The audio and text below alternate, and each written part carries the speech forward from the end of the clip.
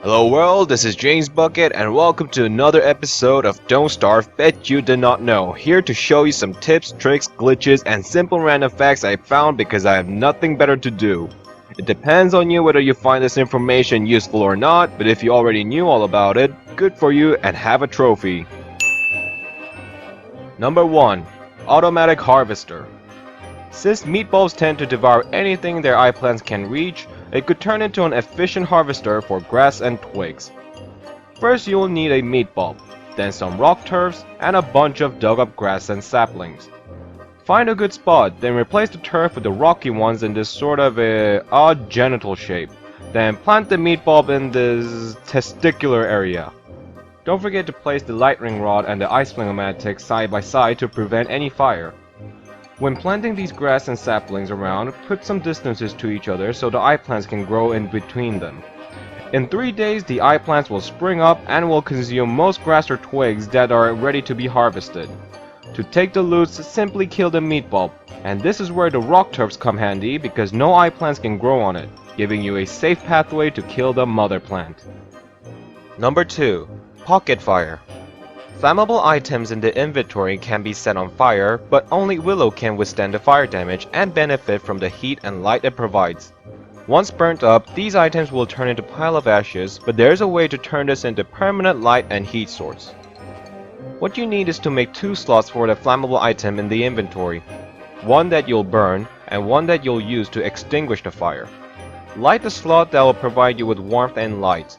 Then, before it burns down completely, quickly move it to the other slot that is not set on fire. You could do this as many times as you want if you know how to keep track of time of how long the specific item can burn. But technically you are on fire, so make sure you stay away from any flammable objects. Number 3. Friendship Timer.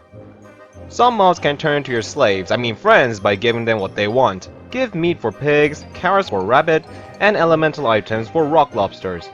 With maximum of 2.5 game days, this alliance will last only for a certain amount of time, depending on how much or what type of food items you give them. Just like in real life.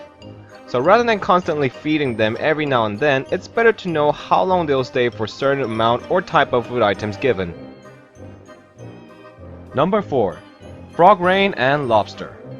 Frog Rain is just one of many ways the Don't Starve world shows how much it hates you. Anyway, not only are frogs hostile, but attacking one will provoke the entire mass in the area. That is why you want to approach them in caution, or have a scapegoat to divert their attention.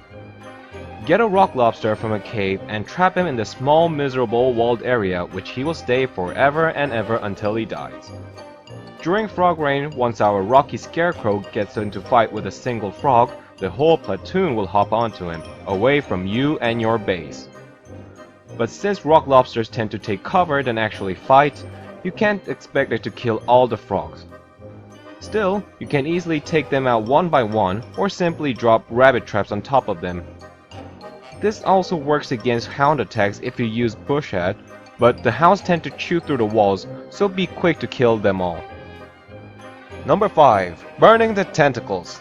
Tentacles are the worst creatures in the swamp, and killing them can prove to be quite a task because of its swift attack and high health point. But why would you fight it face to face or send your allies to such suicide mission when all you need is fire? Tentacles take fire damage, and since they cannot run away or anything, they are completely defenseless if you try to burn them alive. But do not overdo it because you could accidentally burn the valuable tentacle spot. You need exactly 4 logs to drain Tentacles' health all the way down, enough to be killed with a single strike using spear. If you want to save on logs, you could also use 4 marsh turfs instead. Number 6. Cheap wall upgrades.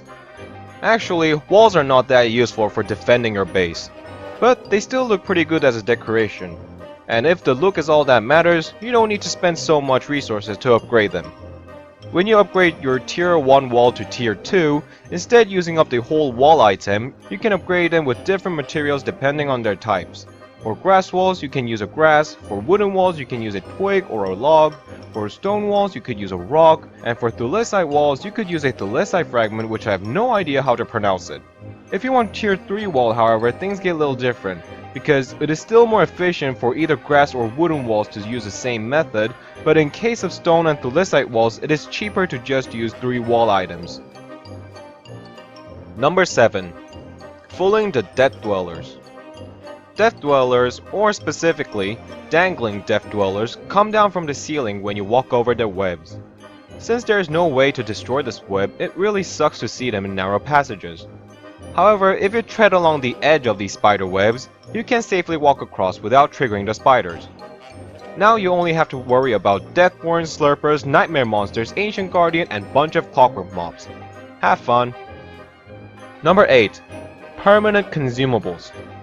There are several items that could be used permanently by continuously clicking to equip and unequip them. These items include Miner Hat, Lantern, Magiluminous aka Light Amulet, and Chilled Amulet. Besides the fact that your finger hurts like hell after clicking so much, this could be very useful in case of emergencies such as when the night is approaching and you have very little fuel left in your Miner Hat or Lantern. And as for Chilled Amulet, you could walk around the hottest summer day as much as you want without dying from overheating. Number 9. Bearger Popsicle. Remember when I said you can't use the fire trap against Bearger because it will break free randomly? Well, either I was wrong or the developers patched it, because Bearger could now be frozen with the fire trap, providing a slow but a definite way to kill him. However, to be safe, you must freeze him once it falls asleep, and this can be done using 11 or more honey. Since it doesn't fall asleep right away, make sure to leave some extra pieces of honey around the trap. Then light up the place so it doesn't catch cold or anything. Oh wait. That's all for this episode, and I hope you enjoyed it. Subscribe, share, dislike, do whatever you want, and I'll see you on the next video. Cheers!